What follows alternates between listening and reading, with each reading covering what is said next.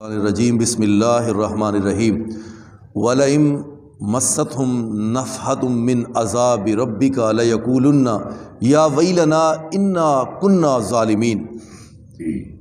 اللہ تعالیٰ نے ان کفار انکار کرنے والے نبی علیہ السلام کے مد مقابل مشرک کافر اور نام ماننے والے تکبر و غرور کی زندگی میں اکڑ اکڑ کا چلنے والے وہ نافرمان پتھروں کی زمین والے پتھروں سے زیادہ سخت دل، اور اللہ تعالیٰ نے فرمایا وَلَئِن مَسَّتْهُمْ نَفْحَةٌ، بار بار تقاضا کرتے ہیں کہ آپ عذاب کا کہتے ہیں تو عذاب آ کیوں نہیں جاتا؟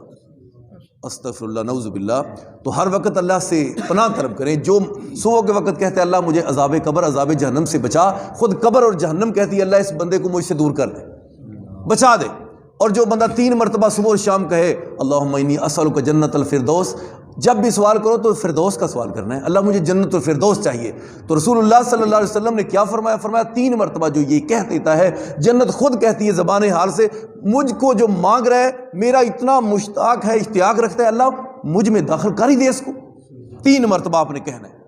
لہٰذا وہ کہتے اتنے بد نصیب کہتے ہیں پھر عذاب آ کیوں نہیں جاتا؟ اللہ تعالیٰ نے فرمایا وَلَئِن مَسَّتْهُمْ نَفْحَةٌ مِّنْ عَذَابِ رَبِّكَ، ایک جھونکا ایک جھپٹا چھوٹا سا عذاب کا اگر ان کو آ جائے نا لَيَقُولُنَّ يَا وَيْلَنَا، کہیں گے ہائے افسوس، ہائے ہماری کم بختی، اِنَّا كُنَّا ظَالِمِينَ، ہم ہی ظالم تھے۔ یہ ان کا رویہ ہوگا اگر ان کو چھوٹا سا ایک جھونکا عذاب کا آ جائے تو ان کی یہ کیفیت ہوگی۔ وَنَزَعُ الْمَوَازِينَ الْقِسْطَ لِيَوْمِ الْقِيَامَةِ، اور قیامت کے دن ساری دنیا کے سامنے اللہ ترازو کو اٹھا کر درمیان میں رکھ دے گا۔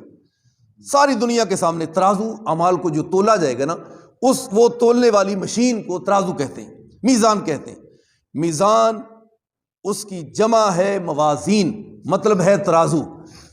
تو وہ اللہ تعالیٰ جمع کرنے والی یعنی تولنے والی مشین ہے، ساری دنیا کے سامنے درمیان میں اللہ لا کر اس کو رکھ دے گا، اور وہ ٹھیک ٹھیک بالکل تولنے والی ہے۔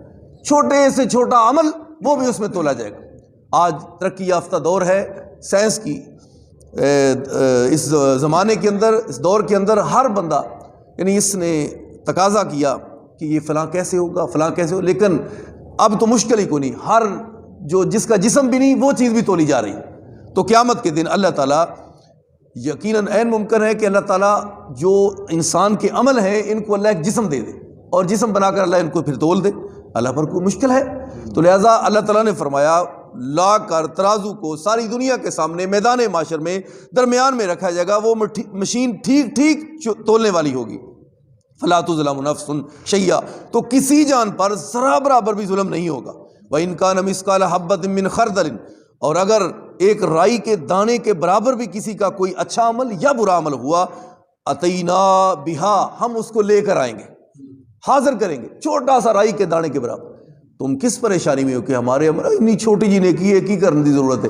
اللہ فرماتے ہیں رائی کے دانے کے برابر اچھائی وہ بھی لائی جائے گی، برائی ہے اس کو بھی سامنے لا کر حاضر کیا جائے گا اور تولا جائے گا۔ رائی کے وہ ایسی مشین ہے رائی کے دانوں کو بھی تول دے گا۔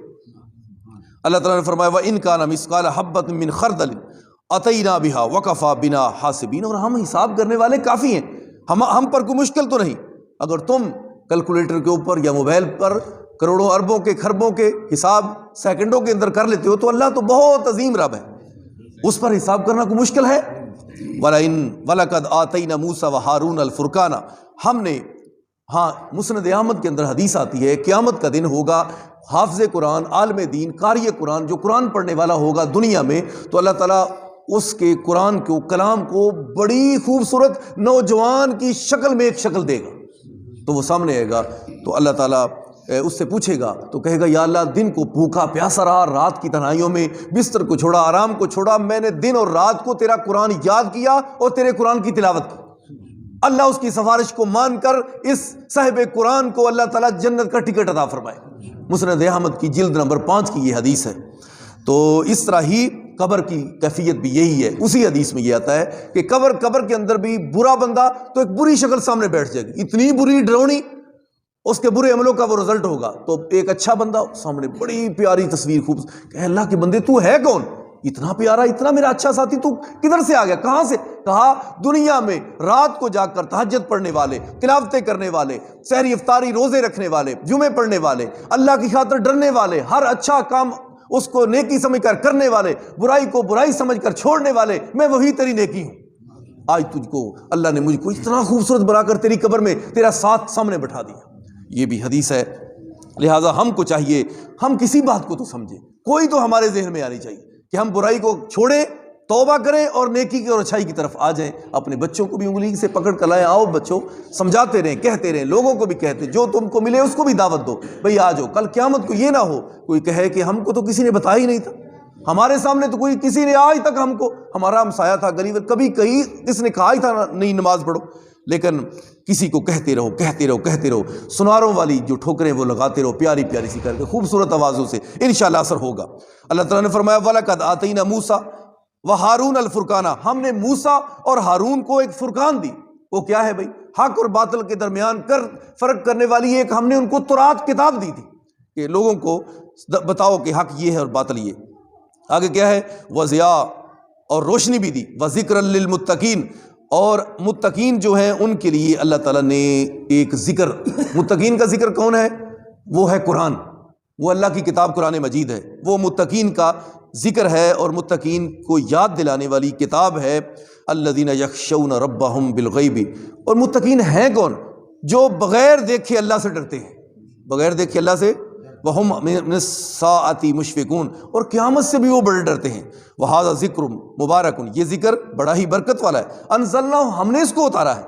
افانتم لہ منکرون، ابھی بھی تم اس کے انکاری ہو، ابھی بھی انکاری ہو؟ اس ذکر کو اتارا تو ہم نے ہے تمہاری نصیحت کے لیے، تمہارے حساب و کتاب میں آسانی کے لیے کہ یہ معاملے پیش آنے، یہ کتاب ہے بھائی، اس کو غور سے پڑھ لو، جو اس پر لکھا ہے اس کے اندر اس پر عمل کر لو تو جنت کی ٹکٹ مل جائے گی، جہنم سے بچ جاؤ۔